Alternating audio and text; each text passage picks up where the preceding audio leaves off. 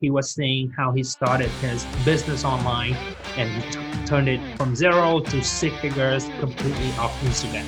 Just go and look at the Amazon reviews. Just go and look at the reviews that people are giving back, because they're products that are already out there. They're products that people have voted with their wallet on. Building a business online is all about building an audience. Be systematic about the approach, because you're talking about measuring, paying attention to, and I think a lot of people just try to do it random and they don't see the result. Welcome to the Coaches Council podcast with Justin and Pradeep, where the art and science of athletics and business come together to create real life quality application that creates life-changing results through actionable takeaways. As we always say, nothing changes if nothing changes, so let's get started. Welcome back to another week of the Coaches Council, and a very unique opportunity here, but we have an all-Canadian panel today, and that must mean that it's going to be a very polite and energetic episode. So, Pradeep, great to see you as always. What's up, man? We should have worn Maple Leaf shirts or something. Something to bring the collaborative effort together here.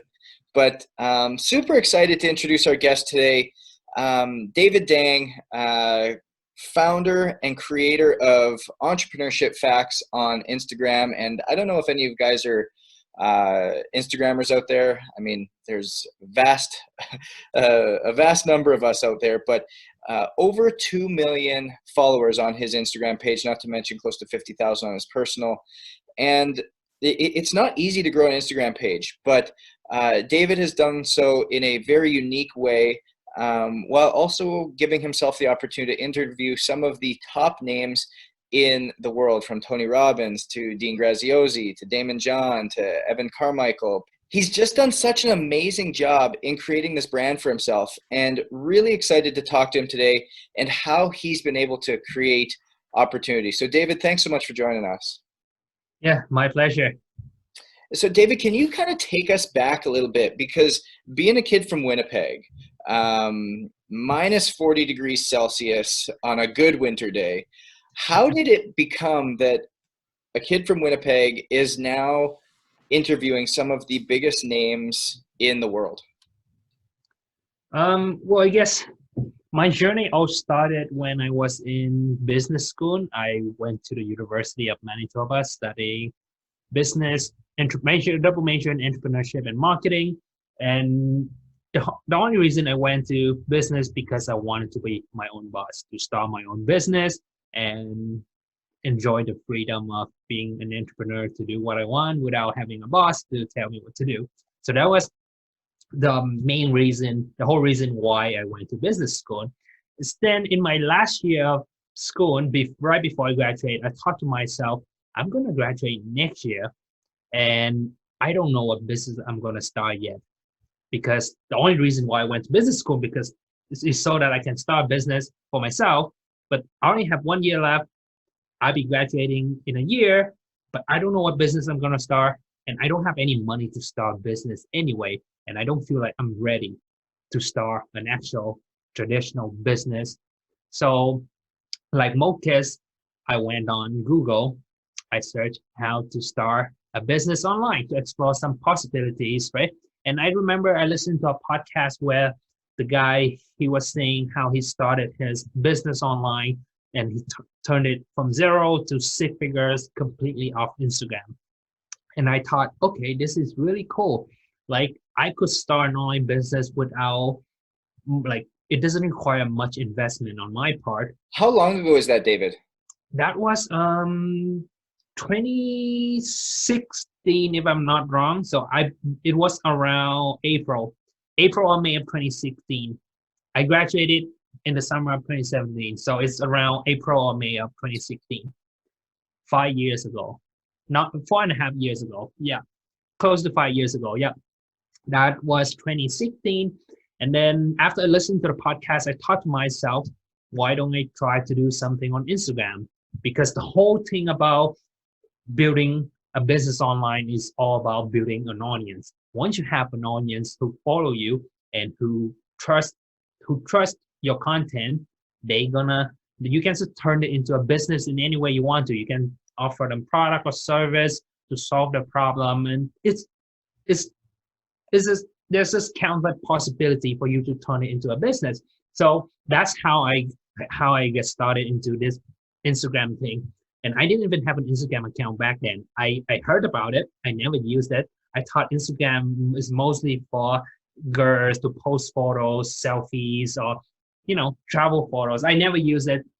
I opened my account. How every social media platform starts. The girls posted half naked photos and guys posted muscly pictures of their abs, and away we go. Yeah, so that was my impression of Instagram back then. So I opened my Instagram account for the first time ever on that day, right after I listened to the podcast. And yeah, it just started from there. At first, I just started posting content that I'm interested in, things that I enjoy. And to be honest, I created an Instagram account with the hope that I would be able to turn it into a business years down the road. I didn't plan anything. I didn't plan to make any money with it anytime soon. So that was the only reason why I opened it, is hopefully I could turn it into a business, and I do it on the side just for fun as a hobby. And I started posting content that I was interested in, like motivational quotes, business facts, entrepreneurship, things around the things that I'm passionate about, which is entrepreneurship, business, and motivational quotes. So I just curate the content and share whatever that I like on the page, and then eventually people just start following the account. And yeah, fast forward to now, almost 5 years later, it went from 0 to almost over 2 million followers now. And yeah, that's how my journey started. Was that your question? Yeah. Hey, I got a question then. So what's your secret? What's your secret for someone out there that's listening and saying, hey, look, 2 million Instagram followers, that is huge. What would you say is 2 or 3 big points for the listeners out there to follow when it comes to Instagram? Okay, I can actually sum it up into one secret only.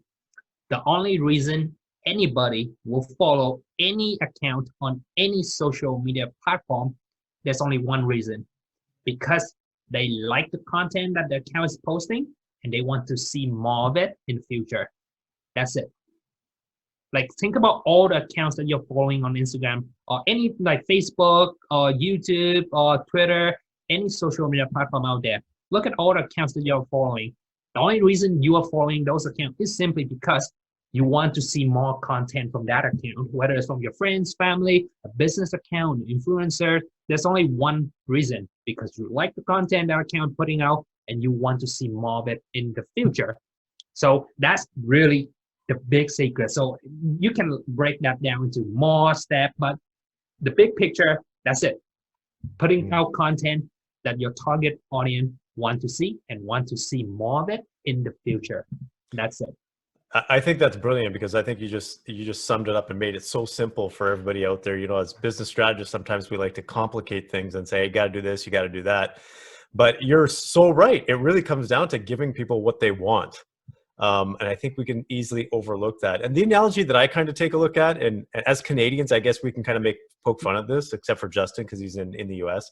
But I've been studying the US political system for the last few years, because of just from the psychological aspect and the business side. But it just reminds me of what Trump does. He gives people what they want, and they want more of it. And that's what people wonder, like, why are people crazy? Why do they keep? It's because that's what people want. So I think your answer to that was not only true, but it's just absolutely brilliant, because people will follow the stuff that or whoever provides them with what they want. It's just so simple. Yes, of course. I mean, that's the big picture. Of course, you can break down the step to multiple different steps. Like, how do you make people like your content? How do you know what kind of things do they want to see? And how do you get more people to see the things that they want to see, but they don't know where to find it, right? So there's more steps into that, but the bigger picture, really, there's only one reason why people follow anybody on social media. They like the content and want to see more. That's it. So if you're okay, if you don't mind me asking then, so how have you turned your Instagram account into a business? Like, what are the economics behind it for you in terms of how you actually profit from it? There are many different ways to monetize an audience, but again, I can sum this up into one thing. The way to monetize it is to simply, you offer them a solution to a problem, a pain point that they have, and they're willing to pay money to get it solved. like business 101 here, right? Customer have a problem, you offer them a solution, and then a solution that they're willing to pay money for. So now it's all go back to really everything that's summed up. Both of those things, understand, it's all about understand your target audience. What problem do they have? So once you know who your target audience is and the people that you want to attract, you know what problem they have, and from there, you know what kind of content they want to see. Now it will help you create a content to attract them so that they follow you to see more of your content. And then at the same time, you already know the problem that they're having. You can offer them the solution that they're willing to give you money in exchange for that solution. It's such a great point, David, because when you talk about those two steps, so create content they like, something that they're going to want more of, and then as you get it out there more often, as you're more prevalent out there, you build that that authority in the space, and ultimately you're creating a solution for a problem or a pain point that they have. And our friend Craig Ballantyne had a great suggestion in trying to create products, and he goes, just go and look at the Amazon reviews. Just go and look at the reviews that people are giving back, because they're products that are already out there. They're products that people have voted with their wallet on, and they're telling you what they don't like and what they want better. And that's how you create the best product ever. Now, my question to you is, what metrics or what are you looking at for somebody who's just starting or somebody who's venturing into it? What are you looking at to identify so that you know what people like and what people want more of, and what their pain points are? Because a lot of people who are out there know that if you post a picture of your best friend and their dog and you're like, hey, happy birthday, that almost gets more likes or more comments or more engagement than something focused specifically on the business or the pain point of which it's at. So how are you able to tell what people like, what they want more of, and ultimately how they're engaging within your content? Okay, well, the best way to find out, you just mentioned that earlier, is one way is to look at the Amazon reviews, right?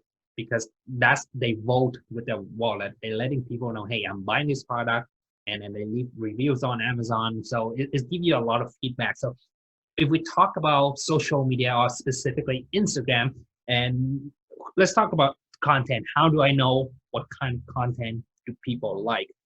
So here's the easiest way is to look at your content and look at the number of engagement you get per each post. So if you post something, let's say on average, each of your posts get about 1,000 likes or 100 likes. Not everybody has like tons of followers. So let's say on average, each of your posts get 100 likes. And then you post a picture of you and your dog, for example, that one suddenly get 500 likes. That's 5x your average engagement, right? Then your audience is telling you that, hey, I like you posting picture of you and your dog. That's what I like to see. So they voting on that.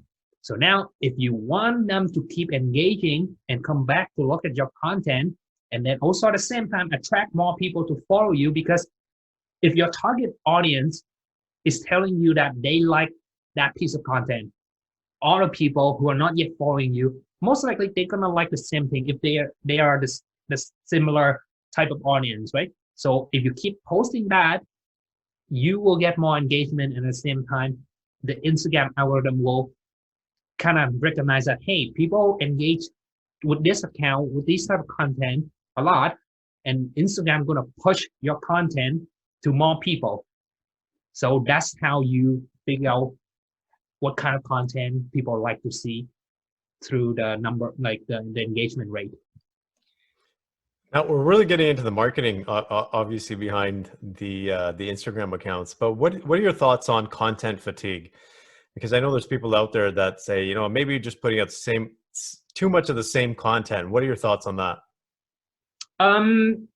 Look, it depends. If you worry about your audience gets sick of your content, then same thing. So look at the engagement rate. Do they stop engaging with your content? If the engagement rate is declining and you didn't do, like, there's nothing wrong with Instagram algorithms, there's no major change, and you see a decline in engagement rate, and then maybe your audience kind of getting tired of the same type of content you've been putting out, then try something else new. So I guess the whole point of Game Rate, you do half of it, you keep consistently producing the content that they following you for. They expecting to see that type of content, right? And then the other half, you're testing out new content that you enjoy creating and use it putting out. You know that if most of them will not get the best engagement because that's not why your target audience are following you for, but it will give you a new, it will let you allow you to test new content, and then eventually you find something else that your audience, they don't even know that they like, but like, hey, this guy putting out this something new. And it's like Steve Jobs say, like customer, they don't know what they want until they see it, right? So you can keep giving them what they want and expecting from you to keep them engaging, and then at the same time you test out new stuff to get them engaged even more. Yeah. Yeah, what I'm picking up from this is to be systematic about the approach, because you're talking about measuring, paying attention to, and I think a lot of people just try to do it random and they don't see the results. So I'm really glad that you talked about that, because I think it just makes it more intentional. So if you want to grow your business, I think there's so many different aspects that have to be intentional, and marketing is definitely one of the most important. Yeah. David, I'm really curious because you have interviewed, you have spoken with, you have had talks just like this with some of the most prominent people in this space, from Damon John, Dean Graziosi, Tony Robbins, Evan Carmichael. We've talked a little bit about them, Patrick Bet-David, and I'm really curious as to, let's focus on Tony for now. You've spoken to him multiple times and interviewed him multiple times. First off, what did you do, or what was your strategy in getting to be able to interview people like this? And then I'm curious, I'm going to ask you what your number one takeaway was from each of those 5 individuals. Okay, well, I haven't interviewed Tony Robbins yet. I've spoken to him in person and then got invited to a private party with him. But yeah, I interviewed Damon John, Dean Graziosi, Patrick Bet-David, Russell Brunson, and Evan Carmichael. And the only reason why I'm able to connect with those people is because I use leverage. Is it, I guess, basic business 101 here. I offer them what they want in exchange for the connection. So the biggest assets and leverage I have is my audience. And then I just offer that to them for free. If they're interested, if that's what they want. Of course, not everybody wants access to my audience, but if it happened to be that they want to reach my audience, then I can leverage that to request for an interview. Yeah, that's pretty much the only reason why I was able to connect with those people. So talk a little bit more of this. You said a word that's very important and really stands out, which is leverage. And what did you do to create leverage? At what point did you identify that you could have this leverage? And then, because I think a lot of times people forget that anybody can have leverage. A small kid like myself from Edmonton, Alberta, Northwest Canada, coming down, all of a sudden can create leverage in New York City. Yes. You yourself, a small kid in Winnipeg, Manitoba, I guarantee you right now, everyone in the United States is looking at a map going, I don't have any idea where Winnipeg is. Yes. And it is bringing up and has created leverage on Damon John, has created leverage on Dean Graziosi, has created leverage on Russell Brunson. Go into depth a little bit on what you mean by creating leverage and how you were able to identify that and how you were able to make it clear to those people. Yeah. So it's really go back to a very, very basic foundation of business. Understand who your target customer are, and then you will understand what kind of problem or pain point that they have, and then you can create a solution to them. Once you have the solution, you can use that as the leverage for yourself. So for these guys, again, the biggest asset I have is really access to my audience. So I think of it, it's kind of like when somebody who's having a kitchen fire, for example, and you have a fire extinguisher, right? Hey, I have this fire extinguisher. Do you want it? Or either I can give it to you for free, and then or I can sell to you $50, whatever. You have the leverage if you have the fire extinguisher at that point, right? But normally, if they just walking on the park, enjoying like talking with their friends, busy doing their own stuff, and you're like, hey, I have this fire extinguisher. Can you give me some attention? You don't have any leverage at that point because they don't need that. They don't have that problem that needs to be solved at that moment. So the fire extinguisher not gonna give you any leverage at that moment, right? So you need to identify who that is that you want to connect with, and then the problems that you can solve for them. And everyone has a different and unique skill set. And for me, I know that I have my audience as my biggest asset. But those big guys, they also have an audience. They don't need to access my audience all the time, but I know that when they need the most reach is when they're launching something, when they launch a book, a product. So even though they have their audience, but they will still want to reach more people. So I know at that moment, that's when I have the most leverage to talk to them, say, hey, I can offer you access to my audience for free. If I could potentially interview you to create more content for my audience, that give me a leverage to talk to them. Otherwise, normally, they wouldn't be interested, right? So really understand who that is you want to connect with, what leverage do you have, and when is the right time to get to them. That's really it. And I think you've just really nailed so many straight up points that are very valuable, and they're so simple. It's not like it's rocket science, but you're talking about the timing, when, and being strategic with that. Again, it's just a simple concept that can have massive leverage. It just goes back to the principles of business 101 is, you got to know the right timing of getting into the market, exiting the market. But I think what you just said is so true, because I just launched my book in December, and we were trying to be strategic in terms of timing, reaching out to people. But you're absolutely right. Having the other person on the other side who has an audience that knows this definitely gives them the leverage. So that's a really good point. Yeah, because the thing, everybody, they only think about themselves. They only think about what is in it for me. So whenever they do something, they only ask for themselves. They never think about the other person. Why should that person do whatever that you want them to do?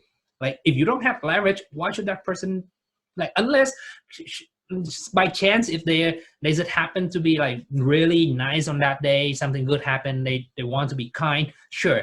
But you don't, you're really just wishing, you're kind of buying a lottery, hoping for it to happen because you don't have any control over it. But if you can think a step further, okay, I want this from this person, but now on the other hand, put yourself in that person's shoes. Why should that person do anything for you? Unless you have some leverage, like something that person also want, then really the only thing you're hoping for is based on that person's kindness to do something for you for free if you don't have any leverage, right? So that's something to think about. I think a lot of that goes down to confidence too, because at 2 million Instagram followers, that's a massive leverage, right? That's huge. And a lot of people out there, business owners, entrepreneurs, whether it's career people, feel like they don't have leverage, right? They need to hit a certain point to have leverage. But there's also this thing inside where you can create that leverage just by thinking about it, right? Being strategic about it. Like you said, the timing, it doesn't have to be that you have to have 2 million followers to have leverage. At what point in time did you realize that you had the leverage, or let's just say perceived leverage, for you to be able to actually take your whether it's your following or your business or from monetization to where you wanted it to be and actually grow? It's test, right? If you don't think you have a big enough audience yet, then I guess it's go back down to understand, really be self-aware of what you have and what the other person want. Do you think the other person want what you have?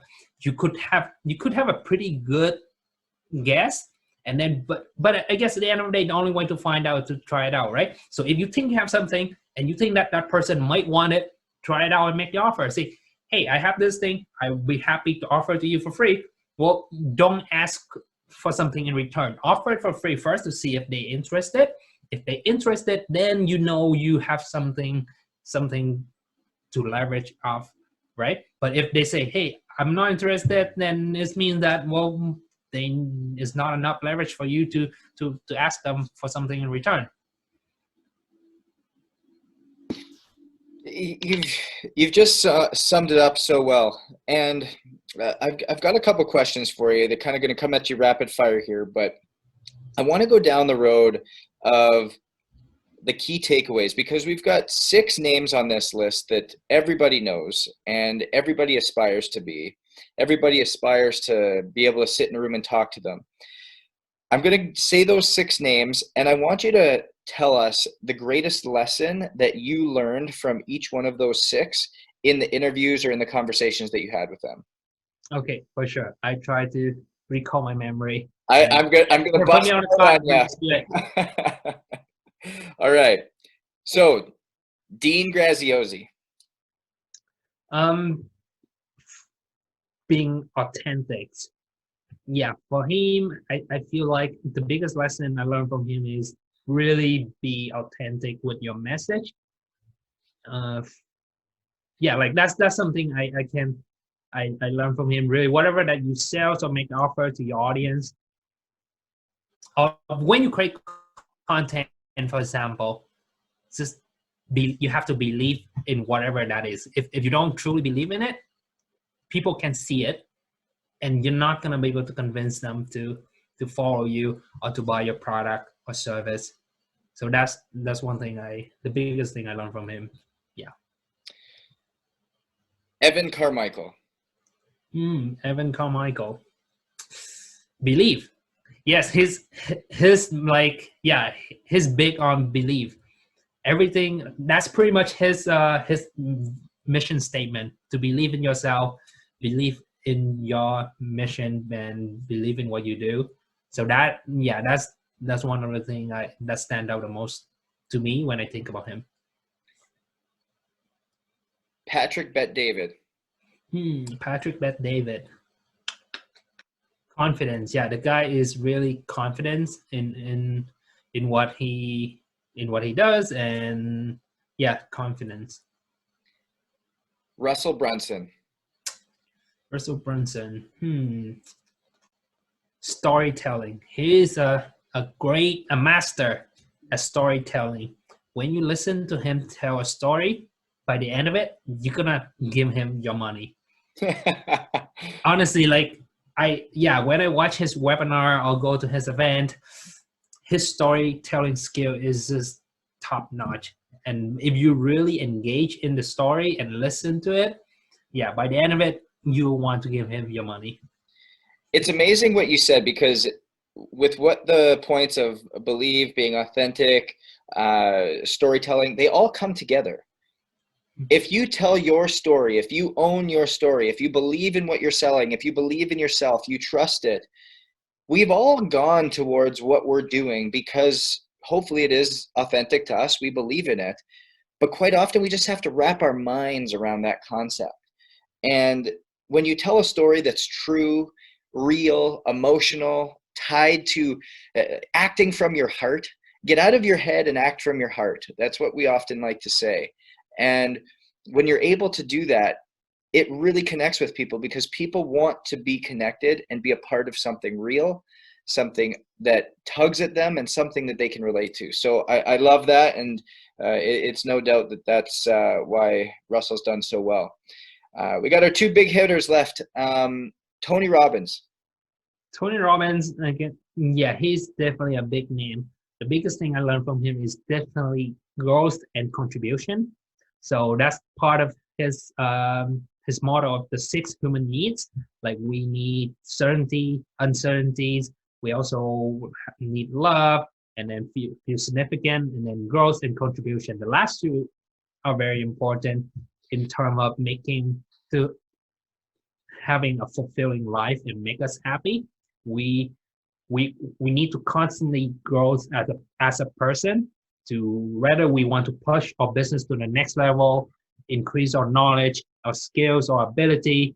That's the growth part. And we would also want to contribute our skill and talent to the work to make it a better place. So that's the biggest thing I take away from him, growth and contribution. I love that. Damon John. Damon John, yeah. Negotiate. For everything you do, especially in business, you have to negotiate for what you want. And yeah, one of the things even before I spoke to him, I watch Shark Tank a lot, and on every single Shark Tank deal that you see he does on the show, he always negotiates. And even when he wrote a book when I helped him promote his new book, Power Shift, and that book was also all about negotiating. So yeah, that's the biggest thing that stand out to me when I think about him. Always negotiate in business. Yeah. And I want to ask you, because you've got a very unique story that you haven't touched on, and it was how you got to finally interview Damon John, because your level of persistence, your level of commitment, your level of continually fighting through 10,000 no's is so, I think, admirable, and something that really will resonate quite heavily. So can you tell that story really quick? Yeah, I was able to connect to him through a business conference about 2 years ago, 2019, I think. Yeah, earlier, the beginning of 2019, I met him at a business conference in Florida. So I flew down there for a business conference, and he was one of the speakers there.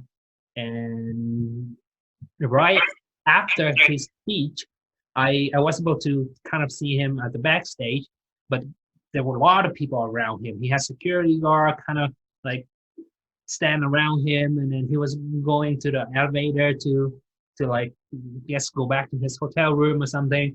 So yeah, like lots of people trying to get to him, trying to talk to him, right? So I knew that if I just tried to like ask for a picture or just I wouldn't have a chance, because there were way too many people trying to say hi to him. So I thought, okay, what is the most valuable assets that I have to offer him, and what problem or what pain point that I might be able to solve for him? So again, go back to the very basic foundation here. Understand who you're talking to, and then understand what you have to offer. And then the only way to find out if your offer or the leverage you have is good enough is to ask the person. So yeah, I literally just did a 5-second pitch to him on the point as he was walking by. I'd say, hey, Damon, back then I had 500,000 followers on Instagram. So hey, Damon, I have 500,000 followers on Instagram in the business entrepreneurship niche. I would love to help promote anything you want for free. That was my pitch. I offered for free. I don't need anything in return, because all I wanted was a connection with him. That was all I wanted. And I make the offer, and I guess the offer is enough, sounds appealing enough for him to be interested. And then I got the email of his assistant. Then we connect from there. But that wasn't that was the initial connection. But I wasn't able to interview him for another year. Until over a year after that, because every time he requests for an interview, he's always busy, he has things going on, it's not the right time for him. So as a persistent, keep emailing his team like once a month or so to ask if it's the right time and if there's anything that can help promote for him, and I'd be happy to do it for free. So as I did, I helped him promote some of his products during that year. And then when he was about to launch his new book, Power Shift, which I mentioned earlier, and then I know this is probably the right time. This is like a good time to request for that. So closer to his book launch, I increase my email rate. Say, I make the offer more compelling. I add more stuff. Okay, I would promote this. I would do this. Can I get the interview in exchange? And everything is all about him. What is in it for him? It was never about me. What is in it for me? Because I always think about, okay, what does he want? What does he need right now? What can I do for him? And I just offer for free. And yeah, that's pretty much how I was able to got an interview with him, to talk to him. And yeah. And it happened. How many times did you have to reach out? How many times did you check back in? I can't remember. Too many to remember. The key thing there is it wasn't once. No. And it took me over a year. Correct. And I still remember in your post, David, you said, I got a phone call. It was his assistant, said, can you hop on with Damon? Damon's got 10 minutes this afternoon. And you were like, you didn't even look at your schedule. You're just like, yep, I got it. I can do it. Whatever's here, it doesn't matter. Because at the end of the day, the only reason why I did it, because I only think about on the other side. I don't think so much about on my side. It wasn't it for me. I live it like, I know there will be good things, but the main thing is, okay, what is in it for him and what is in it for my audience? Because I know if I can interview Damon John, it'd be very valuable content for my audience as well. Because at the end of the day, part of my business is to create content that my audience want to see and want to see more of in the future, right? So that's why it's okay. Everything I do is I think about the other side. What can I do to offer that person? Because most people in business, all they think about is themselves. How can I make more money? Money. But really, if you think about, for you to make money, you need to have a product or service that can solve your target customer problem, and they're willing to pay you money for it. So if you cannot solve the problem, you're not gonna make any money. So instead of focusing on how to make money, focus on how to solve their problems. If you can do that well, the rest will take care of itself. It's awesome, David. Absolutely awesome. I can't thank you enough for coming on. It's so much value that you've brought, so many tangible takeaways that people can apply right away. And for all the listeners out there, it's the level of persistence. It's believing in yourself. It's understanding that no matter how small you feel, you can create leverage that at the end of the day can serve and empower others to allow their gift to grow. And that's how you're able to ultimately be the person that can get to that level that you're truly striving for. So with that, guys, stay hungry, stay humble, and we'll see you next week.